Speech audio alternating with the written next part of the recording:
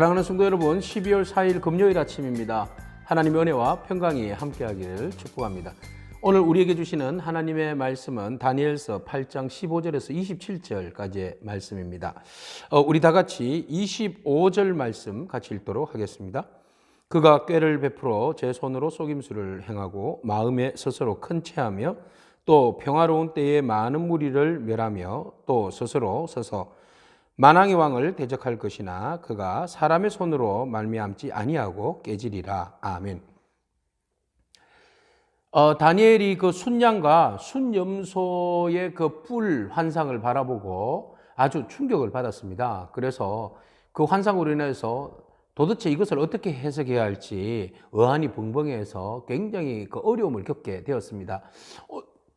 오늘 말씀에 보면 그 일로 인하여서 기절할 정도로 아파 누울 정도로 굉장히 그 환상으로 인하여서 충격을 받은 모양입니다. 그때 다니엘이 괴로워할 때에 하나님께서 가브리엘 천사를 보내서 이 모든 것들에 대한 환상에 대한 해석을 밝히 말씀해 주시라고 그렇게 하십니다. 자, 가브리엘이 성경에 전체적으로 이제 구약에서 처음으로 등장하는 그 순간입니다. 가브리엘이 등장을 해서 이 다니엘에게 이 모든 것들을 설명을 해주는데요. 다니엘이 충격을 받아서 그 당시에 지금 기절한 상태입니다. 다니엘이 기절한 그 상황에서 이제 천사가 그를 이제 만져주면서 어루만주면서 이렇게 세웠다 그랬습니다. 위로의 은혜입니다. 이 가브리엘은 사람에게 기쁜 소식을 전해줄 뿐만 아니라 또 사람을 참 위로하는 것 같습니다. 오늘 이 가브리엘과 같은 마음이 저와 여러분 가운데 있기를 축복합니다.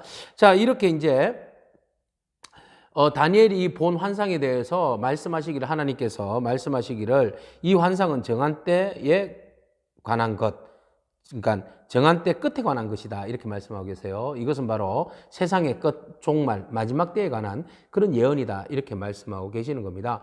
자, 그래서 이제 본격적으로 설명을 해줍니다. 그 순양에 대해서는 메대와 바사의 이야기고, 그 다음에 어제 말씀드린 대로 그리고 염소에 대해서는 헬라, 특히 알렉산더 대왕을 이야기하는 겁니다. 그리고 난 다음에 그 헬라 왕이 죽고 난 다음에, 알렉산더가 죽고 난 다음에 4개의 나라로 나누어지잖아요. 그 중에서 한 나라가 셀루쿠스 왕조가 들어서는데, 그때 이제 적그리스도를 상징을 하는 바로 안티오코스 에피파네스가 등장을 하게 됩니다. 자, 이 이야기를 지금 이제 하게 되는 겁니다. 그래서 마지막 때에, 이 마지막 때라는 것은 우리가 이제 다니엘을 좀 잘 해석할 필요가 있습니다. 여기에서 이 마지막 때, 제가 보기에는 이 마지막 때라고 이야기하는 것은 우리가 지금 당하는 종말의 때를 이야기하기보다는 예수 그리스도의 역사를 중심으로 했을 때에 그리스도가 오시기 전 마지막 때다. 이렇게 저는 봐집니다. 그래서 마지막 때에 일어나는 일들, 또 이것들이 결국은 앞으로 오실 메시아에 대한 그 하나님 나라가 오기 전에 이루어지는 그 마지막 때의 현상, 이것을 이제 복선, 때로는 그 그림자로 우리에게 일러주는 그런 사건이다 이렇게 말씀드릴 수 있겠습니다. 그래서 이제 마지막 때에 대한 이야기다 이렇게 말씀을 하는데, 바로 안티오코스 에피파네스가 교회를 핍박을 하는데 하나님의 성전을 핍박을 합니다. 그때 이제 마카비 왕조에서 대혁명을 일으키잖아요. 이때 그들이 마지막 때에 나타나서 결국은 그 자기의 힘으로 한 것이 아니라 그러니까 사단의 힘을 입었다는 겁니다. 그래서 사단의 권세에 힘을 입어서 이 일들을 이제 감당하는데, 그가 얼마나 그 하나님 보시기에 좋지 않은가 하면 성경에서는 그렇게 예언을 하고 있습니다. 뻔뻔하고 속임수에 능하는 그 권세자. 네. 뻔뻔하고 속임수에 능하는 권세자. 거짓말을 밥 먹듯이 해요. 그리고 하나님께서 그 세상 나라의 사람들에게 권세를 줬지 않습니까? 근데 그 권세를 가지고 마치 자기의 권세인 양 마음껏 권력을 남용하고 권력으로 모든 것들을 억압하고 무너뜨리고 파괴하고 착취하는 것이죠. 자, 그가 교회에 대한 그 핍박이 얼마나 심한지, 그가 25절에 꾀를 베풀고 제 손으로 속임수를 행하고 또 모든 그때를 핍박할 때 특별히 만왕의 왕을 대적했다. 하나님을 대적했다. 예. 결국은 그 권력의 힘이라는 것이 하나님을 대적하는데, 마지막 골은 하나님을 대적하는 데 있다는 거예요.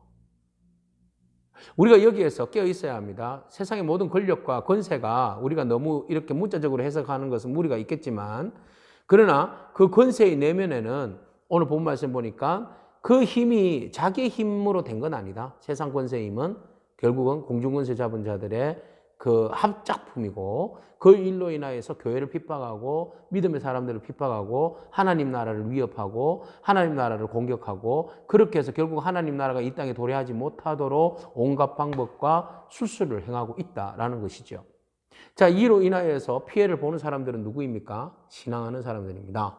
주님의 때를 기다리며 마라나타를 기다리며 하나님의 나라의 때를 기다리는 믿음의 사람들이 그만큼 혹독하게 핍박을 당합니다.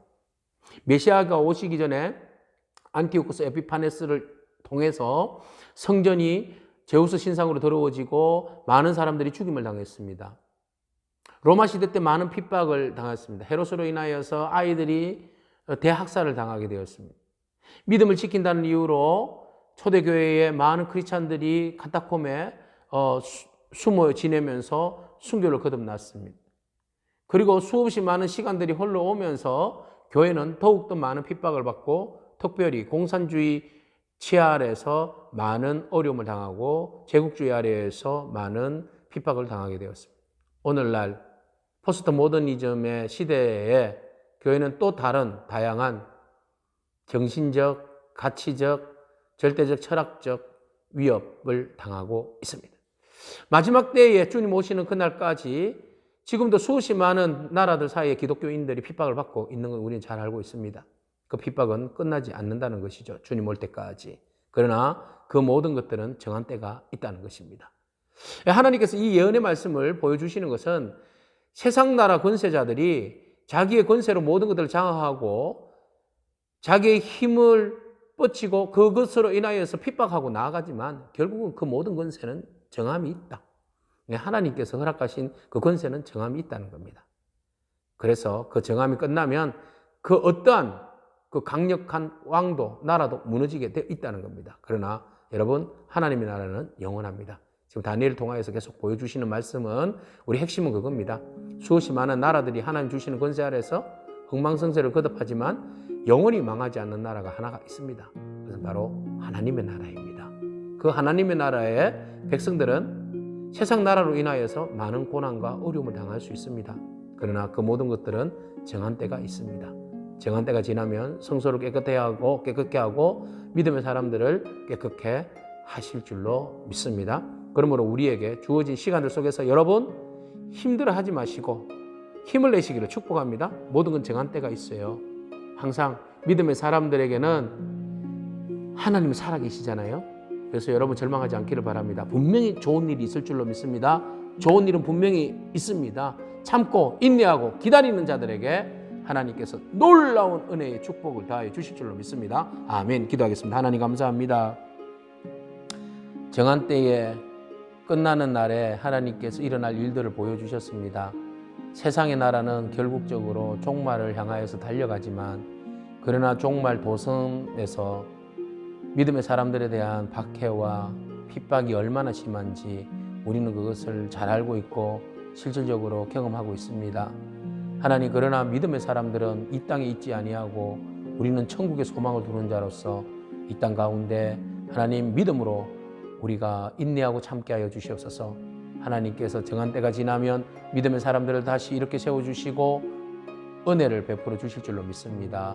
우리 모든 성도들의 가정과 교회와 우리 일터 위에 하나님 정한 때를 잘 이겨내게 하시고 그 일들을 통하여서 하나님 다시 회복의 은혜가 넘치도록 우리 모두를 축복하여 주옵소서. 예수님의 이름으로 기도합니다. 아멘. 여러분 믿음으로 승리하기를 축복합니다. 아멘.